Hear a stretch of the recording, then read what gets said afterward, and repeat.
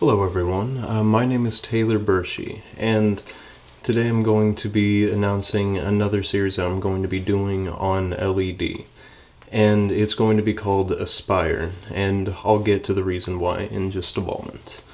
But basically what this new one is going to be about is, as a lot of you know, I have Asperger's, or Autism type 2.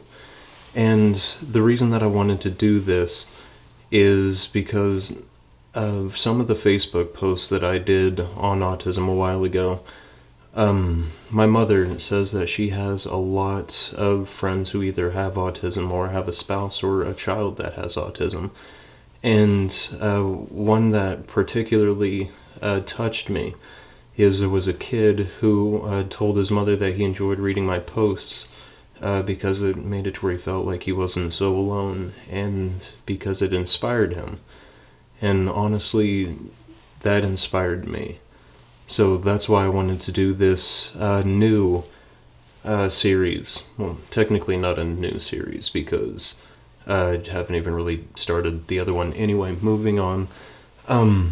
So basically what this one is going to be about is talking about autism and my journey through it, because a lot of the time I tell people that I have autism and they don't even believe me anymore, and I want to be able to share that with people because so many people struggle with it, and I want to give them a reason to believe that they don't have to anymore.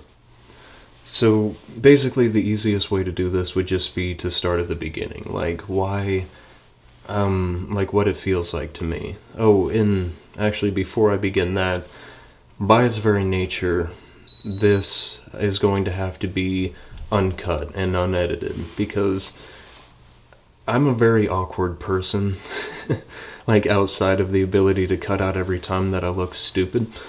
So I wanted to do this completely like fresh and natural, because I want to show that even if in a LED I look completely on top of my game and constantly on a roll, I want to show that here, like in actual life, sometimes I am a little bit weird. Well, not sometimes, most of the time I'm extremely weird. Anyways, so yeah, that's why this is going to be unedited, and you might be wondering about that right now and later on, so I just get it out of the way, make it easy on you. So anyway, back to what I was saying, what it is to me, what autism is actually about. So the best analogy that I've come up with is, imagine that you are in a frozen tundra. Like that's just where you are, apparently, don't know why, but that's not to give a negative connotation to what autism is. Just imagine that that's what you're comfortable with. Like that is how you, that's the kind of climate that you just live in. So anyway, like I said, I ramble, I'm weird, moving on. But anyway, you're comfortable there, and then one day in the distance you see a glow. And so you start walking towards this, and eventually it gets a bit closer and closer until you come upon a fire that is burning. Sorry about that. Anyway, my mic might be good enough to where that wasn't picked up, but if it was picked up, my bad. Anyway, so you come up to this fire, and you start to feel the heat coming off of it, and you realize that the warmth is making you feel better. It makes you feel a different way about life. And so you get closer to it, and you continue to get closer until eventually it starts to hurt. You get close enough to this fire to where it actually burns you. And in this analogy, the tundra is autism, and the fire is interaction. It's talking to people, it's shaking hands, hugging, all of that stuff. So the reason that I use this as an analogy is because in that tundra you feel comfortable, but once you find that fire, once you find interaction and start talking to people, you realize that that's not the only way to live, to where in those interactions you can find comfortability and happiness. But the longer you stay in it and the closer to it you get, the more anxious you feel.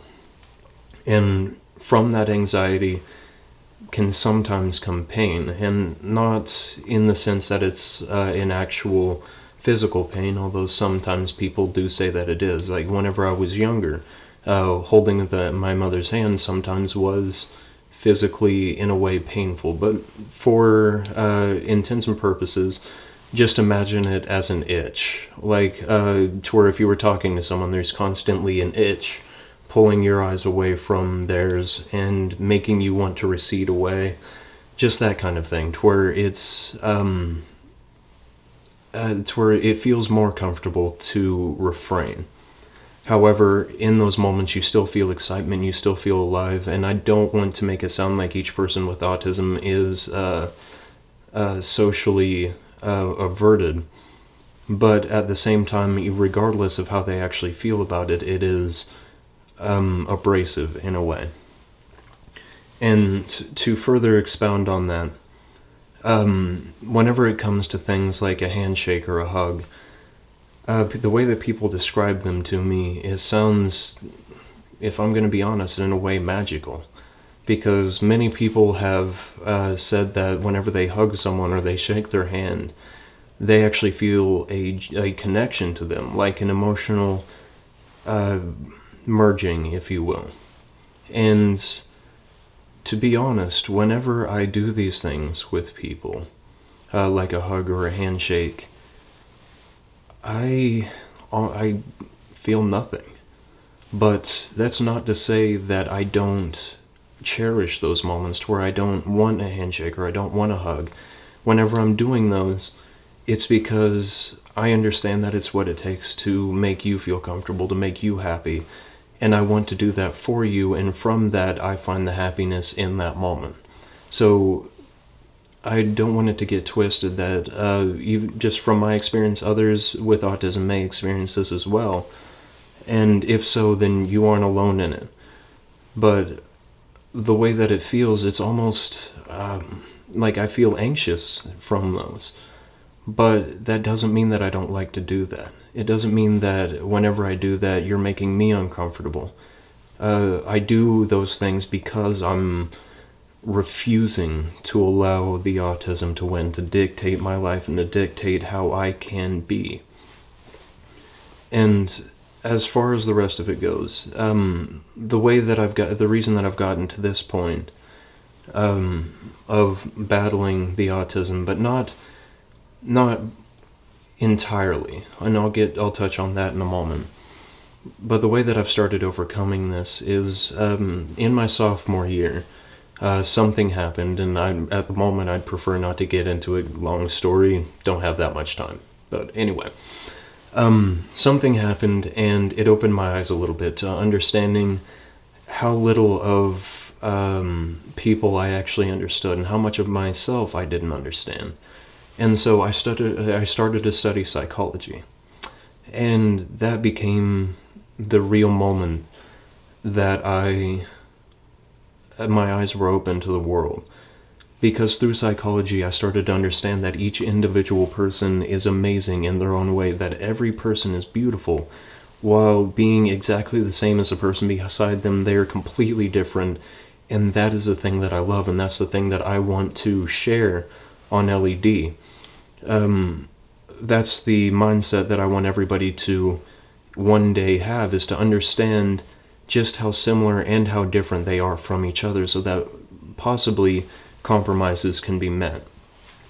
But through psychology, I started understanding people a little bit better, and to get to this next point, I need to touch on something real quick. As far as empathy goes, like understanding other people's emotions, like when somebody else cries, you cry, that kind of thing. That's just in case anybody who doesn't know what empathy means. And so yeah, my empathy, it's weird, and this sounds entirely too mechanical and robotic, and either way, expose. Doing it raw. Moving on. My empathy is calculated, and by that I mean, whenever I share in an emotion with somebody, and somebody is most definitely calling me right now. Anyway, just one moment. But, whenever I share an emotion with somebody, it's because I understand the things that, through psychology, what those mean. Like the facial expression, the vocal tones, what words they use, their body language, foot placement, all of that. The way that I feel and relate to other people emotionally comes from analyzing them, so to speak. And for anybody else who has autism and they find it difficult to relate to people, I would recommend it, because if you do it long enough, it becomes reflexive, and even at this point, the calculations aren't even noticeable to me anymore. They just happen. It's almost as if it's become the instinctual empathy that other people feel, and that makes it easier. So, in regards to that, I would say if you want to start making improvements, at least look into psychology. You don't have to become as into it as I am, because I'm wanting to become a counselor and a psychologist and all that stuff, and that requires years of blah blah blah. Anyway, but as far as that goes, if you feel that way too, oh my goodness, and just in case you're hearing that, yes, that is the TARDIS as my ringtone. Anyway, so what I'm wanting to do with this, I should probably start wrapping it up, because somebody's apparently trying to get a hold of me. So, this series on my channel is going to be about exploring autism, and what it means and what it feels like, and ways to overcome it. And I mean, by no means am I saying that I'm like the beacon of a well-adjusted autistic person, and first of all, hate that phrase, well-adjusted. Anyway, but all I'm saying is that in many situations, people have told me that they don't know, that they wouldn't believe that I had autism. So I want to be able to share that with people, and to be able to get them to the point where they are secure in themselves. And so, one of the things that I wanted to make sure to say on this is that if you have autism, will never be normal. That is a hopeless endeavor, and I apologize if that upsets you, but it is the truth. But the important thing to remember on that is a good thing. A quick fun fact for you: no person who has ever changed the world was normal. Not a single one. Each and every person who has ever had an impact on this world that has lasted to this day has had some kind of mental psychosis or some kind of disorder, which, don't like that word either, get on that in a second. And each one of them was at some point in time considered crazy. Because if you want to come up with an idea, make something, an invention that changes the world, that revolutionizes the way that we do things, then you can't think like everyone else. So it is not a problem that you are different. That is the thing that you have to understand. Be who you are. Be the best version of yourself that you can be. Don't try to fit the mold that everybody else is in.